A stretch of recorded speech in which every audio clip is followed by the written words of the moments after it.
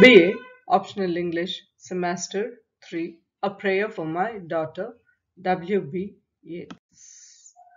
A Prayer for My Daughter was composed soon after the birth of Annie Butler Yeats, daughter of the poet with Georgia.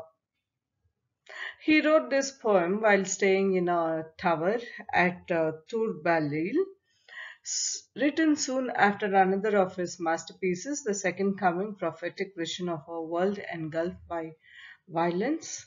With the birth of his daughter, poet's concern takes a personal turn as he views the world with great gloom. Poet wonders about the future of his child and starts writing uh, a prayer for his daughter. A prayer for my daughter. This poem is marked by a strong personal tone. The poem has more of advices.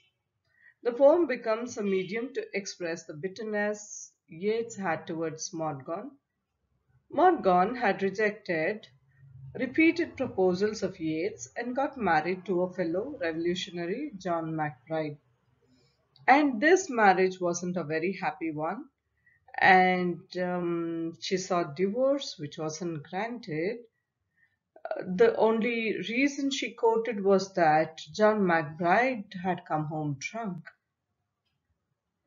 The poem rises above the purely personal. The prayer presents Yeats' ideal of womanhood, invested with certain values which probably may not be taken very well by others. The poet uses the symbol of storm howling. The storm stands for the impending danger, the Irish War of Independence. So he is worried to what kind of the world the girl is going to come into. Prayers are to ward off the great gloom in his mind, lost in the thought about the future years which had arrived dancing to the frenzied drum out of the murderous innocence of the sea. Storm presages the future of his daughter, hence this prayer.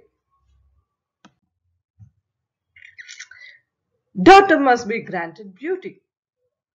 But he says that the beauty should not make strangers' eye distraught. And he gives many examples for this. How beauty, when uh, perceived by others, has become a problem. He tells she should not be obsessed with the self. She should not be bestowed with vanity and beauty that makes her bereft of kindness. She should choose the right. She should know whom to befriend. And the example he gives is of Helen, who we all know that she is a very beautiful woman. She couldn't help being unfaithful as she was so beautiful. She made a peculiar choice and chose dull, foolish maid. Helen is thoughtless.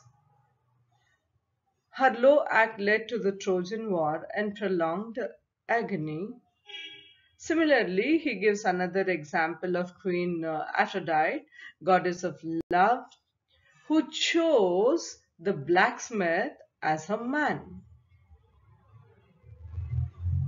And he tells that probably the beauty of the women made them choose such unworthy men. These fine women eat a crazy salad with your meat. Horn of plenty is undone by their choice of undeserving husband. Horn of plenty is the cornucopia, which symbolizes inexhaustible abundance and prosperity. The horn of the goat, from which you get everything in abundance. Their unwise choices spelled doom for Helen and Aphrodite. They didn't know how to choose. According to Yeats, it's because that they are very beautiful. Yeats' attack is directed towards Morgan, who rejected his proposals and chose John MacBride.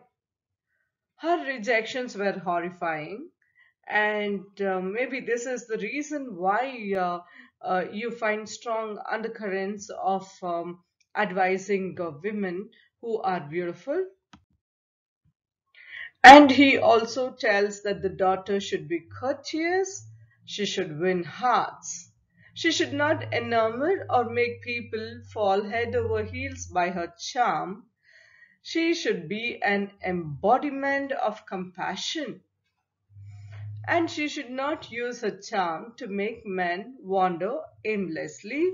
And again, it's probably thinks that if the daughter is beautiful, she might do all that he doesn't want her to do, like making people fall for her. And he also gives an advice, which is an advice given to probably most of the daughters, to stay as a hidden tree, flourishing yet hidden, symbol of feminine shyness and modesty. She should be like a linnet singing bird, only duty being dispensing melodies all around.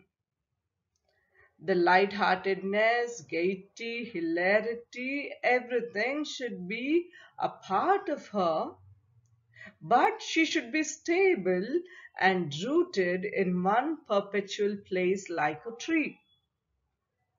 Symbol of strong faith and conviction. Well, she should not even have malevolence or opinionated anger, so she has to be very calm, composed, with lot of equanimity.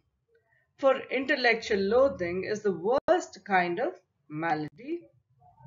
Poet repeatedly alludes to Maud Gonne's revolutionary politics and the character of her husband, very similar to Aphrodite and her husband. He wants his daughter to be radically innocent, self-delighting, self-appeasing, self-affrighting, follow her own sweet will. And surprisingly, he asks her to be happy even if the entire world expresses displeasure in the times of adversity. He has a nice prayer. She should go to a house where all is accustomed and ceremonious. For courtesy, custom leads to prosperity and well-being. He wishes a big house for her, which is very antithesis of worthless hatred and arrogance. Spreading laurel trees symbolizes prosperity. The images of cornucopia and laurel tree represents Yeats' ideal of womanhood. Well, though the poem seemingly looks like a beautiful prayer for his daughter, the unread part, as seen by Brenda Maddox, she says that the poem was designed deliberately to offend women. And many a lines make it very conspicuous that he is hinting at Maud and the critique of the poem is that the women are forced to adhere to 19th century ideals of husband, big house, income, and ceremonies, which has been changing over the years. Joyce Carol Oates has termed the poem crushingly conventional, reminding of Lotus dances. One can see that Yeats advises his daughter to be like a tree fixed to one particular place. Mobility is not given to her, and he doesn't want the daughter to be a thinking person. He just wants her to be like a vegetable, immobile, unthinking, and placid.